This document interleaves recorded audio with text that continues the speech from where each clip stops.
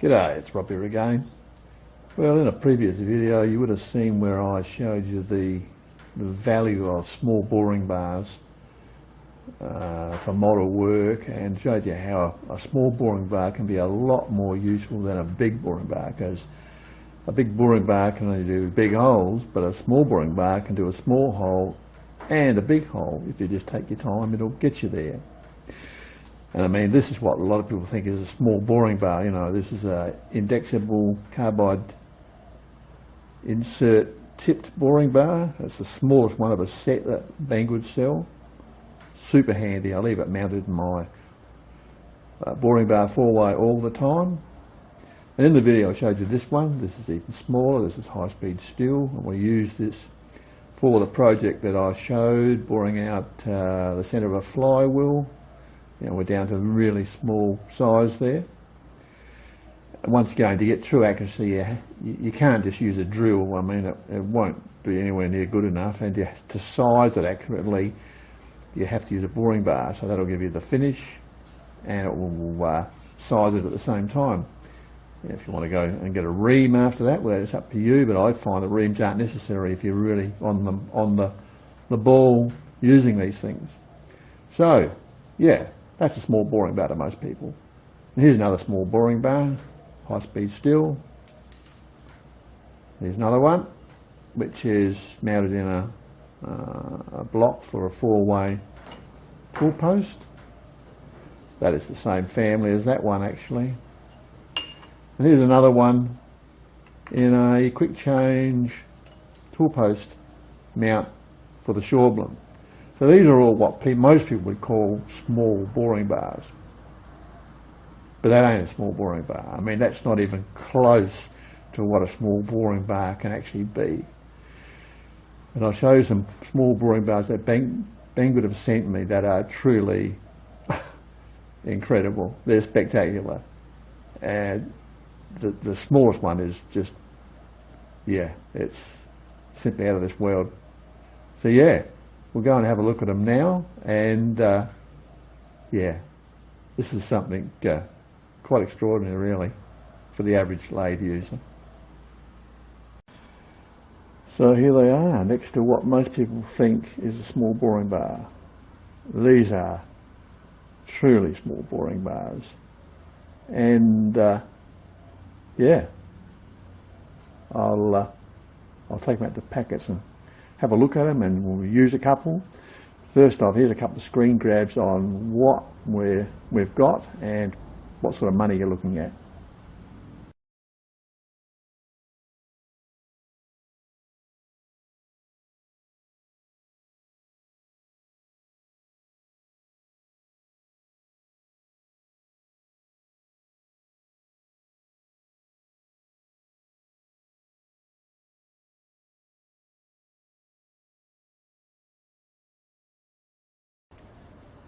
So these are the 6 sizes you can get.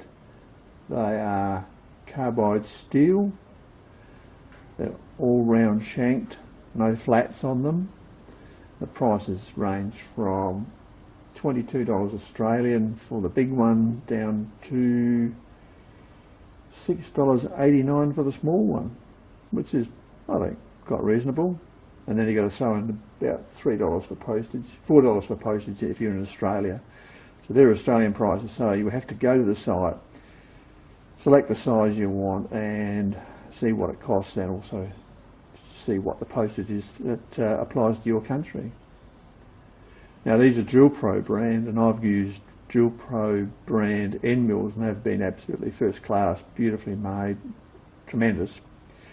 And they were blue nano coated, blue NACO coated. The blue nano is the carbide inserts, and the blue NACO is the end mills, and it's good stuff because it actually prevents aluminium galling. If you're machining aluminium, yeah, you won't get galling with them. But anyway, in this case I went for the cheapest version because these also come in blue NACO. But as I review this stuff in line with what the average person would want to buy, I try, you know, not to overdo it. I always go for a cheaper option if I can. I went for the plain non-coated variety, just plain carbide steel, and yeah, that's what we'll use. So we'll try one out and see how it gets on. First of all, I'll show you how to mount these, because being round shank, yeah, that can be a bit of an issue. So you have to be prepared, you have to have a holder to mount them in that will take round shank, and it'll either be part of your quick change tool post mounting system, or you'll have to use a little mounting block and put it in the 4-way. Okay, so I'll show you that next. Here's a close-up view of the 5mm and the 2mm, and I have never had a problem with Drill Pro quality the whole time I've been using and buying and reviewing their stuff. And as you can see, the finish on these is superb, certainly, yeah, spectacularly good. So okay, let's move on. Here's your regular boring bars, and they're good because they've got flats on both sides, top and bottom. Some only have it on the bottom, but it means you can put them in any 4-way, any conventional tool holder, and they'll keep the orientation correct for the relief on the tip, the angle on the cutter. With a round one like this, and you can see I've mounted one here, they can rotate in any position. So you have to make sure that you set them up so that you've got just the correct amount of relief, and that you're not hanging down or up too high, pointing up, you know. It's critical. You have to do all the setup. But with this type of boring bar, it's automatic, you know. It just comes in perfectly every time. That's why I prefer these to these any day of the week, but of course in the small sizes. This is what you get, and they do it, I suppose, for a reason, so that you can mount small boring bars. I mean, there's not much else you can do, you know, to try and use this system. It wouldn't work very well, so it has to be done this way. So yeah, that's why that one's like that. And you can see I've made up some more mounting blocks here. I did a video a while back on how to make them. They're dead easy. And you can see the one in there, I've added another grub screw, so that I've got 2 grub screws clamping onto the end of the boring bar. Whereas with this you only get one, because you can come in from either end, and you can slide it in and out to get the length you want. But I mean, even on this one they only use 1 grub screw, so I wouldn't fret over that, but 2 will definitely keep it in place. There's not going to be any twisting or movement there. So okay, let's get on and do some turning with this little devil. Right, I've got one set up in the 4-way tool post in its mounting block. It's held in with 2 grub screws. And it's on the centre line. Got the rate slightly positive, just right. And it's just a matter of set the carriage stop so that you don't drive into the base of the piston. This is where carriage stops are excellent, because they give a positive, a positive stop. You can't overshoot them. So I'll lock everything down once it's get it relined up again, and we'll do some turning.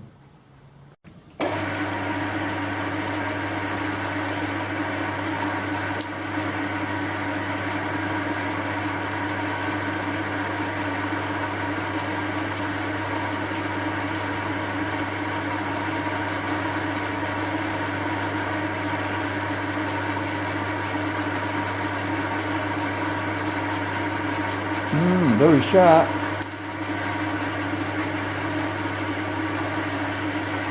Very good.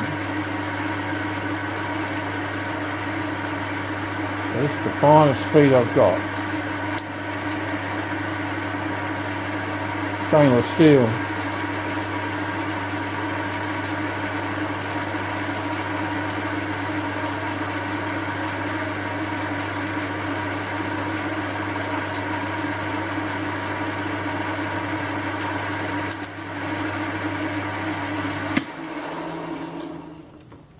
No problem at all. Look at that.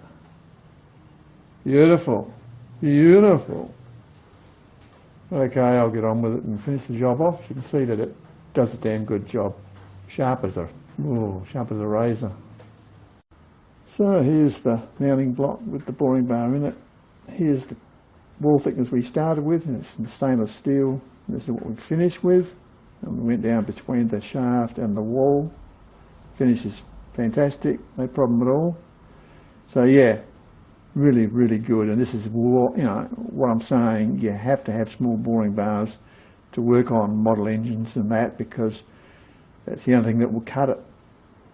Yeah, great. I will point out that to get that finish with that pointy profile that they all have, I had to hand feed it and not use power feed, because when I used power feed, it left some marks in there. It just wasn't fine enough.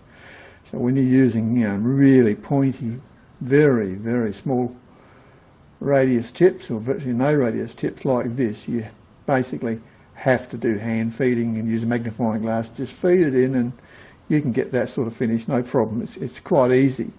But the power feed, nah, you won't get that sort of finish. Well, I couldn't anyway, not on my lathe. It just wasn't slow enough to actually do the job for the tip. Well, there you have it. These are super duper little boring bars, and I didn't try the tiny one, but I mean, there's no point because they're all made of the same stuff and all finished to the same degree.